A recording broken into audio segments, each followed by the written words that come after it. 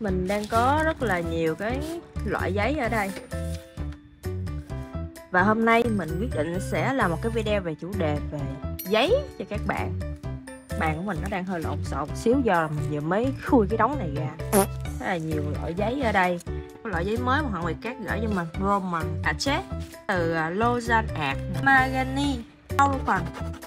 50% có tông nha, chứ không phải là loại 100% có tông. Thằng lấy tinh, bao hông, Fineolo đến từ nhà Delhi. Thì đó là một số những cái dòng giấy mà hiện tại mình đang có ở đây. Thật ra là mình xài ra rất là nhiều dòng giấy, nhưng mà có những dòng giấy thì mình sẽ sử dụng tiếp, còn có những dòng giấy thì không vậy. Cho nên là ở đây thì mình sẽ nói một số về những cái đặc điểm và những cái đặc trưng của một số cái dòng giấy mà nó sẽ phù hợp với bạn hoặc không. Có rất là nhiều cái dòng giấy với bề mặt giấy nó khác nhau. Ví dụ như là có vân giấy nổi rõ như thế này, là có vân giấy nổi rõ ha, các bạn có thể nhìn thấy cái vân giấy của nó. Paraffin 50% có tông cũng vậy, các bạn có thể thấy cái vân giấy của nó ở đây. Kế tiếp thì chúng ta sẽ có những cái dòng giấy mà nó hoàn toàn trơn láng thôi. Các bạn có thể thấy là không có một cái vân nào ở trên cái tờ giấy vẽ này của mình, đúng không? Thì Mahogany là một trong những cái dòng giấy như vậy. Một số cái dòng giấy mà mình đang có ở đây có vân nhưng nó sẽ không có nổi rõ lắm. Vì sao mà mình không gọi là vân hot, vân khô, vân rau? Tại vì cái đó là cái kiểu ép của nó thôi, không có được phù hợp lắm, cho mình sẽ nói về cái vân của nó là chủ yếu nha. Bởi vì vân giấy thì sẽ có rất là nhiều loại. Các bạn thường nghĩ vân rau là vân thô, nhưng mà một số dòng giấy ví dụ như là thằng mây ạt, vân rau của nó thì nó rất là mịn. Còn vân hot thì các bạn hay được biết tới là nó sẽ láng mịn, đúng không? Ví dụ như là vân hot của thằng Achet thì nó sẽ rất là láng luôn.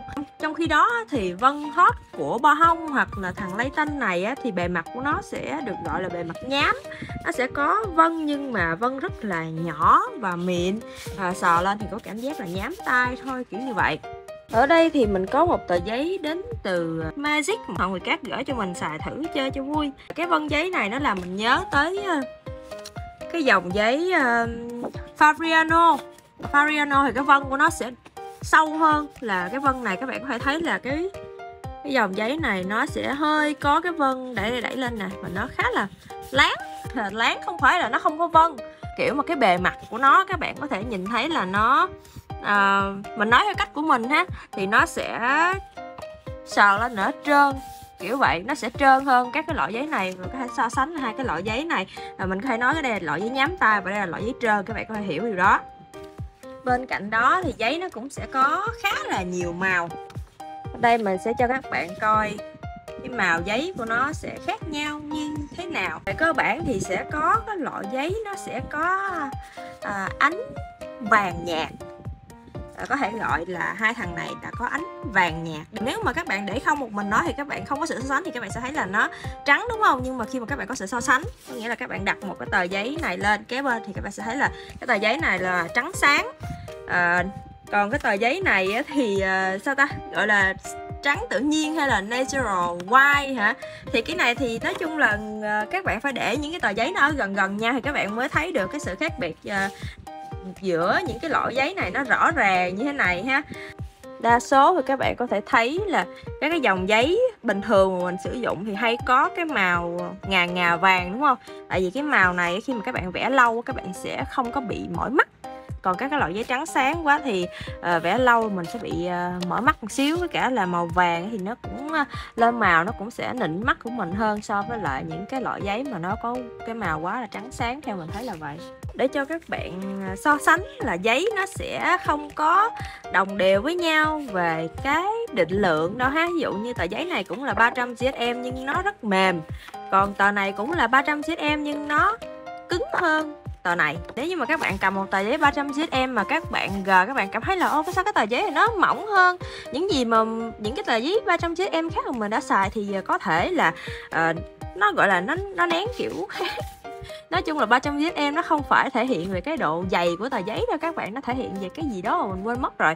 Nói chung là giấy dày hay mỏng thì nó không có thể hiện qua cái GSM đó quá nhiều. Mỗi tờ giấy thì nó sẽ có độ dày, độ mỏng khác nhau, độ cứng cũng khác nhau nữa. Những tờ giấy cứng thì có thể nói tới Happy là một trong những tờ giấy mà mình thấy nó rất là cứng. Ở trong cái đám giấy vẽ hiện tại mình đang sử dụng khá là cứng. so với lại những cái thằng này thì Happy là cứng nhất ha, và nó cũng là 300 GSM, bằng định lượng với lại tất cả những cái dòng giấy mà mình đang có ở đây.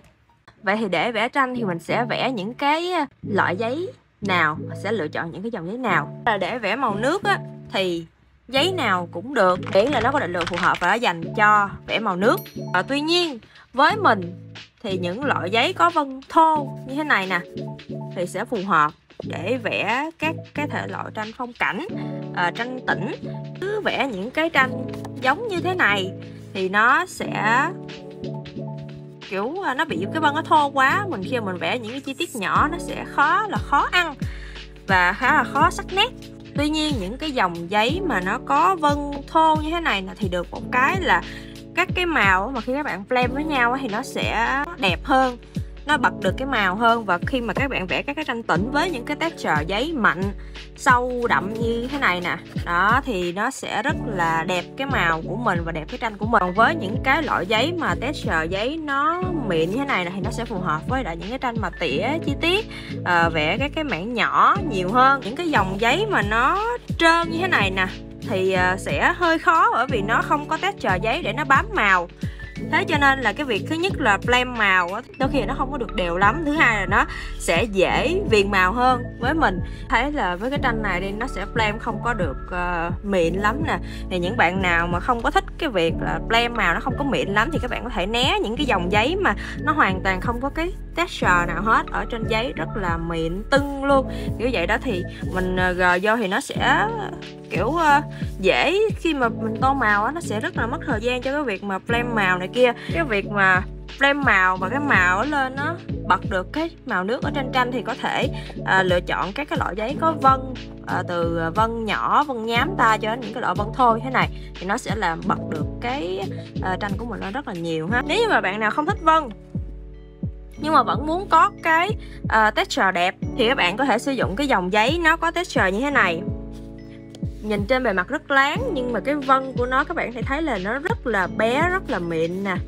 Đó, cái dòng giấy này thì cũng sẽ rất là ok với lại cái tranh mà nó gọi là bật được cái màu á.